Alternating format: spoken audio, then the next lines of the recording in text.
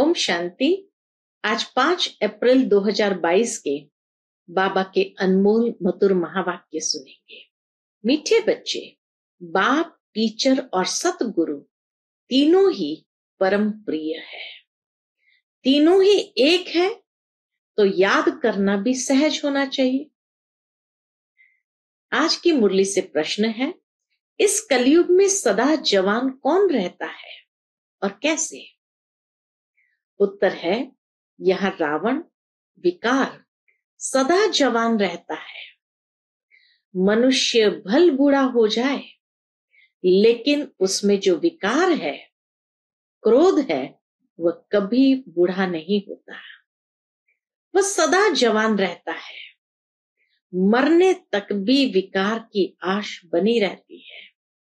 बाप कहते हैं, काम महाशत्रु है, परंतु मनुष्य का वही परम मित्र है, इसलिए एक दो को तंग करते रहते हैं। आज की मुरली से पहले गीत बजा है, मैं एक नन्हा सा बच्चा। ओम शांति। बच्चे बाप को याद करते हैं, समझते हैं हम इस समय माया अथवा रावण बलवान की जंजीरों में फंसे हुए हैं। बाप कहते हैं, इससे छुड़ाने वाला समर्थ है। माया रावण की जंजीरों में फंसे हैं, लेकिन उनसे छुड़ाने वाला भी समर्थ है। तुम बच्चे जानते हो, हम आत्माएं बलहीन है। रावण ने बलहीन बनाया है। यह ज्ञान कोई मनुष्य में नहीं है। बाप बैठ बच्चों को ज्ञान देते हैं। तुम कितने सर्वशक्तिमान विश्व के मालिक थे, अब कितना कंगाल निर्बल हो गए हो। इसलिए सब पुकारते हैं, हे परम पिता परमात्मा, हमको आकर इस रावण की जंजीरों से छुड़ाओ। हे पतित पावन आओ। वही पतितों को पावन बनाने वाला है। इस समय है रावण राज्य। स्वर्ग को राम राज्य, नरक को रावण राज्य कहा जाता है। रावण भी बलवान है, राम भी बलवान है, क्योंकि दोनों ही आधा आधा कल्प राज्य करते हैं। मनुष्य तो सब पतित है।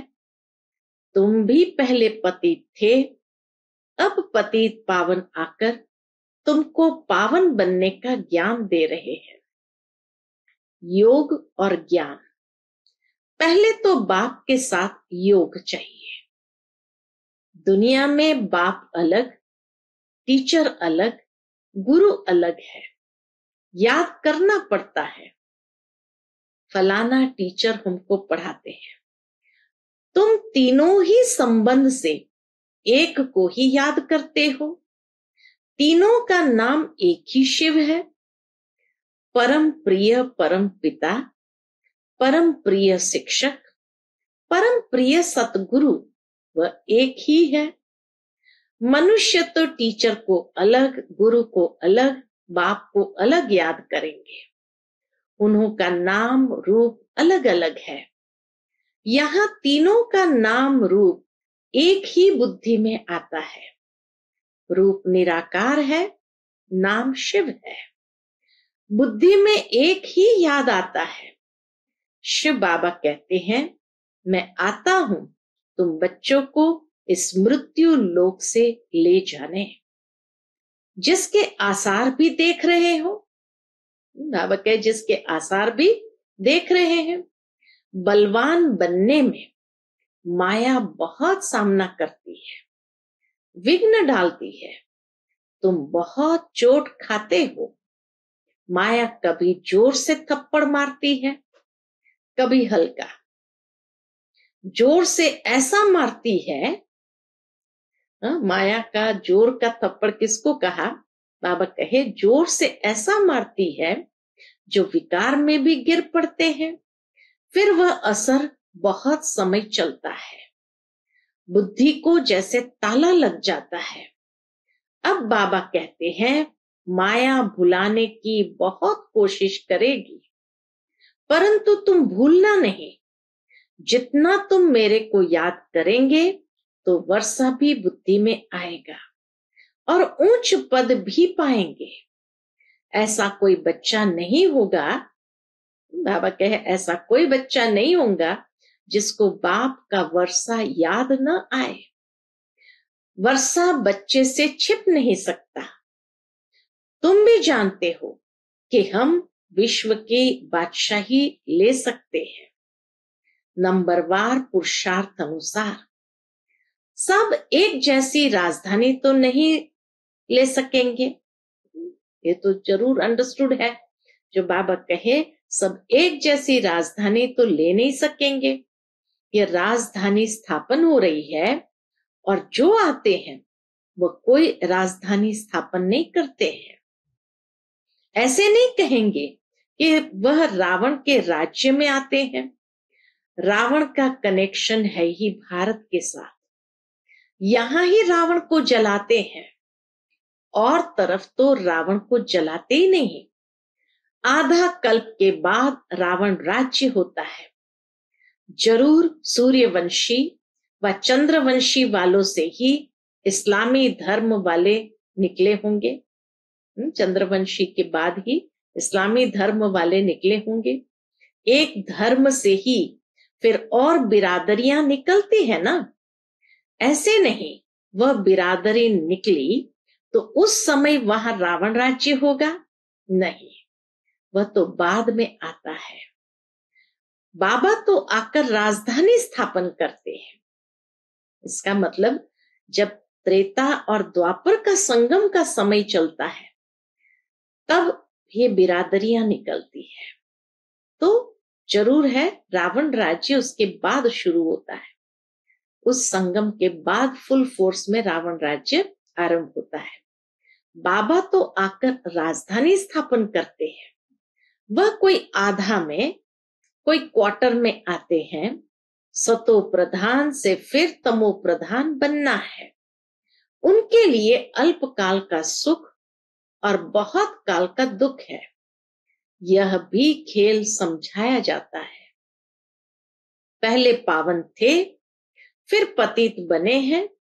पहले एक ही देवी देवता धर्म था, फिर और धर्मों की वृद्धि होती है। देवताएं खुद ही हिंदू बन जाते हैं, फिर किस्म किस्म की मल्टीप्लिकेशन होती रहती है।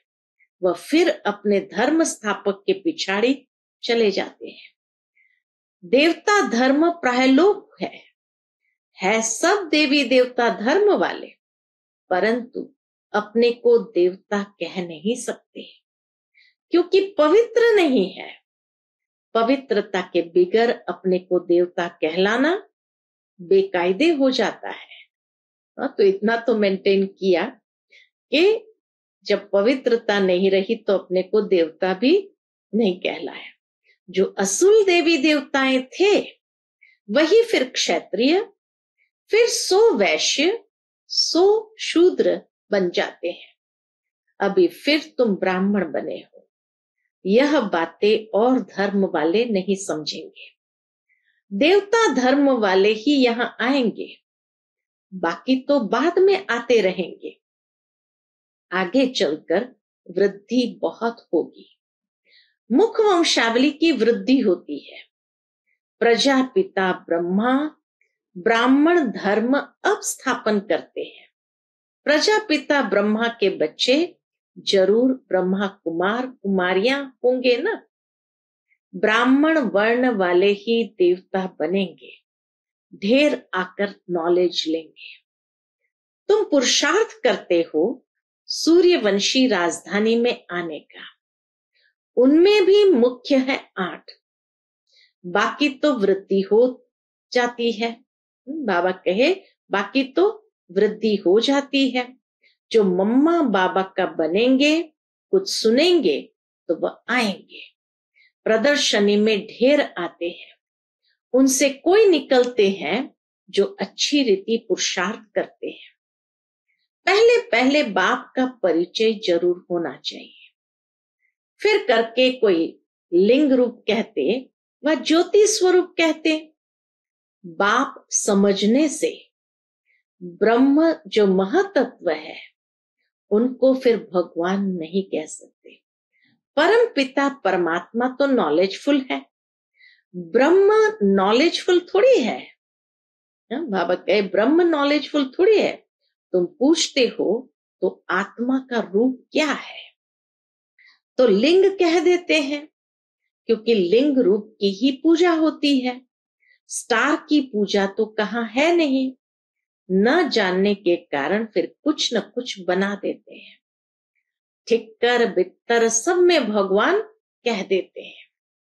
बाप समझाते हैं आत्मा तो स्टार है। आत्माओं का इकट्ठा झुंड भी देख सकते हैं। जब सभी आत्माएं वापस जाएंगी तो बड़ा झुंड होगा। जब सभी आत्माएं वापस जाएगी तो बाबा कहे बड़ा झुंड होगा ना। उनको कहा जाता है सूक्ष्म से भी सूक्ष्म। साक्षात्कार से कोई कुछ समझ न सके। समझो किसको शिव का अथवा ब्रह्मा विष्णु शंकर का साक्षात्कार भी हो, परंतु फायदा कुछ नहीं। यहां तो सृष्टि के आदि मध्य अंत को जानना होता है, ये पढ़ाई है। परमात्मा भी एक स्टार है। इतनी छोटी चीज की देखो कितनी महिमा है। ज्ञान का सागर, प्रेम का सागर, सुख का सागर, वही सारा काम करते हैं। इसको कहा जाता है अति गुह्य बातें हैं। अति गुह्य बातें हैं। बाप कहने से बुद्धि में आना चाहिए कि जरूर स्वर्ग का रचयिता है। कहते भी है जरूर भगवान कहां न कहां आया हुआ है। अगर गीता का भगवान से कृष्ण होता तो वह देहधारी तो छिप न सके। यह तो बिल्कुल ही गुह्य बातें हैं। कभी सुना ही नहीं है कि परम पिता परमात्मा क्या चीज है, आत्मा क्या चीज है। सिर्फ कह देते हैं भ्रुकुटी के बीच चमकता है अजब सितारा। फिर उनको परमपिता परमात्मा कह देते हैं। अब आत्मा और परमात्मा के रूप में फर्क तो कुछ भी नहीं पड़ता है। क्या परमात्मा कोई भारी चीज है, वह बड़ी रोशनी है? नहीं, वह तो सिर्फ नॉलेजफुल है। गति सदगति के लिए ज्ञान देते हैं, तो ज्ञान का सागर है। अब ज्ञान का सागर परमपिता परमात्मा को कहेंगे, वह रावण मत पर चलने वाले मनुष्य को ज्ञान का सागर किसको कहेंगे? बाप कहते हैं मैं अथॉरिटी हूं। बाकी यह सब भक्ति मार्ग की सामग्री है। ब्रह्मा के हाथ में शास्त्र दिखाते हैं, परंतु उनको यह मालूम ही नहीं कि ब्रह्मा कौन है। बाप कहते हैं मैंने आगे भी कहा है कि मैं साधारण बूढ़े तन में आता हूं, इस नंदी गण से आकर नॉलेज सुनाता। मनुष्य भागीरथ भी दिखाते तो गौ मुख भी दिखाते हैं। अब भागीरथ से भी गंगा, बैल से भी गंगा दिखाते हैं। रॉन्ग राइट क्या है? बाबा कहे राइट रॉन्ग क्या है, समझ नहीं सकते। क्या बैल जानवर से गंगा निकली है? गौ मुख दिखाते हैं तो गौ होनी चाहिए। नंदी गण को बैल दिखाते हैं। यह मेल तो बरोबर है, मनुष्य है। अगर गौ कहे वह भी माता तो है ना। देखो बाबा ने कितना सुंदर दोनों ही बातें भक्ति मार्ग में सही दिखाई है। ये स्पष्ट करते हैं कि मेल बॉडी होने कारण नंदीगण दिखाया और वही ब्रह्मा माता भी है, इसीलिए गौ कहे। अगर गौ कहे वह भी माता तो है ना। इन बातों को मनुष्य बिल्कुल ही भूले हुए हैं। राइट कुछ भी बताते नहीं। ब्रह्मा द्वारा सूर्यवंशी राज्य की स्थापना हो रही है। यहां कोई राजाए तो है नहीं। यह बेहद का बाप बेहद का राज्य देते हैं। पढ़ाई से जो सूर्यवंशी चंद्रवंशी घराने के होंगे उनकी बुद्धि में यह बैठेगा। पहले यह निश्चय चाहिए इस बात का कि शिव बाबा ही हमको साथ ले जाएगा। कोई और गुरु गोसाई की ये कहने की ताकत ही नहीं है। पतित पावन तो एक बाप ही है, उनको ही याद करते हैं कि आकर पावन बनाओ। नई सो पुरानी, पुरानी सो नई, यह तो होना ही है। परम पिता परमात्मा के सिवाय पावन दुनिया कोई बना न सके। बाप से ही सूर्यवंशी और चंद्रवंशी राजाई का वर्षा मिलता है। यहां तो कुछ भी राजाई है नहीं। ये बड़ी समझने की बातें हैं। मनुष्य समझते हैं शास्त्र सच्चे हैं क्योंकि भगवान ने बनाए हैं। उन्हों को ये पता ही नहीं कि भगवान ने मनुष्य के तन में आकर गीता सुनाई है, उस पर कृष्ण का नाम डाल दिया है। यह भूल जब बुद्धि से निकले, यह भूल, जैसे कृष्ण ने गीता नहीं सुनाई है, ये भूल जब बुद्धि से निकले, पहले शिव बाबा को जाने, तब समझे कि वह स्वर्ग की स्थापना करते हैं। जानते नहीं तो लड़ते झगड़ते हैं। बाप कहेंगे तुम स्वर्ग में ऊंच पद पाने के लायक नहीं हो, दैवी गुण वाले नहीं हो, धारणा नहीं होती है तो विकार जरूर होंगे। भल कोई बूढ़े हैं, क्रोध तो उनमें भी बहुत है। क्रोध बूढ़ा नहीं होता है। बाबा कहे क्रोध बूढ़ा नहीं होता है। आजकल बूढ़े भी विकार में जाते हैं। बाबा कहते हैं काम महाशत्रु है, मनुष्य के लिए फिर मित्र है, विकार के लिए देखो कितना तंग करते हैं। रावण सभी का मित्र है। इस वक्त रावण सभी का मित्र है। विष की पैदाइश है ना, विष की पैदाइश माना रावण की पैदाइश। मनुष्य जानते ही नहीं, बाप की श्रीमत पर चले तब सपूत कहलाए।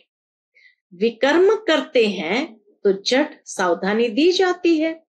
बहुतों में बहुत कुछ आदतें रहती है, जैसे कि झूठ बोलने की, चोरी करने की, मांगने की। बाप कहते हैं मैं तो दाता हूं, तुम कोई से भी मांगते क्यों हो? जिसको इंश्योर करना होगा वो आप ही करेंगे। कभी भी मांगो नहीं। आज बाबा का जन्मदिन है, कुछ तो भेजे। बाबा कहे तुम कभी किसी को मांगो नहीं, अपने आप सोचेंगे कुछ तो भेजे, ऐसे मांगो नहीं। ये कह करके मांगो नहीं कि आज बाबा का जन्मदिन है, कुछ तो भेजे, ऐसे मांगो नहीं। समझाना है, इंश्योरेंस करना है तो भल करो। भक्ति मार्ग में मनुष्य अपने को इंश्योर करते हैं ईश्वर के पास, जिसको दान कहा जाता है उसका फल भी बाप देते हैं। वह है हद का इंश्योरेंस, यह है बेहद का।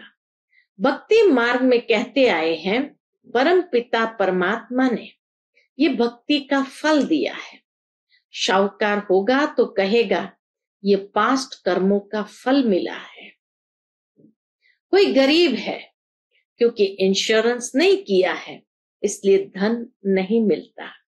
बाप कहते हैं मेरे पास ही सब इंश्योर करते हैं, कहते हैं ये भगवान ने दिया है। भक्ति मार्ग में तुम इंश्योर करते हो हद का, अब डायरेक्ट बेहद का इंश्योरेंस करते हो। माता पिता ने देखो इंश्योरेंस किया है तो कितना रिटर्न में देते हैं। कन्या के पास तो पैसा होता नहीं, वह फिर इस सर्विस में लग जाए तो सबसे ऊंचा जा सकती है। मम्मा ने कुछ भी इंश्योर नहीं किया, हाँ शरीर इस सर्विस में दे दिया तो कितना उच्च पद पाती है। आत्मा जानती है मैं इस शरीर से बेहद के बाप की सेवा कर रही हूं। जगत अम्बा का कितना बड़ा मर्तबा है। जगत अम्बा ज्ञान ज्ञानेश्वरी फिर वही राज राजेश्वरी बनती है। ये सब कुछ तुम ही जानते हो। अच्छा, मीठे मीठे सिकिलदे बच्चों प्रति माता पिता बाप दादा का याद प्यार और गुड मॉर्निंग। रूहानी बाप की रूहानी बच्चों को नमस्ते। हम सब रूहानी बच्चों की रूहानी माता पिता बाप दादा को याद प्यार, गुड मॉर्निंग और नमस्ते। नमस्ते। शुक्रिया बाबा, शुक्रिया। आज की मुरली से धारणा के लिए मुख्य सार है। पहली पॉइंट, सपूत बनने के लिए बाप की श्रीमत पर चलना है। जो भी बुरी आदतें हैं, मांगने की, चोरी करने की व झूठ बोलने की, वह निकाल देनी है। दूसरी पॉइंट, अपना सब कुछ बाप के पास इंश्योर करना है। शरीर भी ईश्वरीय सेवा में लगाना है। माया की प्रवेशता किसी भी कारण से न हो जाए, इसमें सावधान रहना है। माया की प्रवेशता किसी भी कारण से न हो जाए, इसमें सावधान रहना है। आज का बाप दादा का मधुर वरदान हम बच्चों के प्रति है। सदा हर कर्म में रूहानी नशे का अनुभव करने और कराने वाले खुश नसीब भव। सदा हर कर्म में रूहानी नशे का अनुभव करने और कराने वाले खुश नसीब भव। संगम युग पर आप बच्चे सबसे अधिक खुश नसीब। क्यों? क्योंकि स्वयं भगवान ने आपको पसंद कर लिया। स्वयं भगवान ने हमको पसंद कर लिया, बेहद के मालिक बन गए। भगवान की डिक्शनरी में हुज हू में आपका नाम है। बेहद का बाप मिला, बेहद का राज्य भाग्य मिला, बेहद का खजाना मिला। यही नशा सदा रहे तो अतीन्द्रिय सुख का अनुभव होता रहेगा। यह है बेहद का रूहानी नशा। इसका अनुभव करते और कराते रहो, तब कहेंगे खुश नसीब। आज का स्लोगन है, साधनों को सेवा के प्रति यूज करो, आराम पसंद बनने के लिए नहीं। साधनों को सेवा के प्रति यूज करो, आराम पसंद बनने के लिए नहीं। अच्छा, Om Shanti. To watch Peace of Mind channel videos on YouTube, subscribe us on youtube.com/TV Peace of Mind. Just a click for a peaceful life.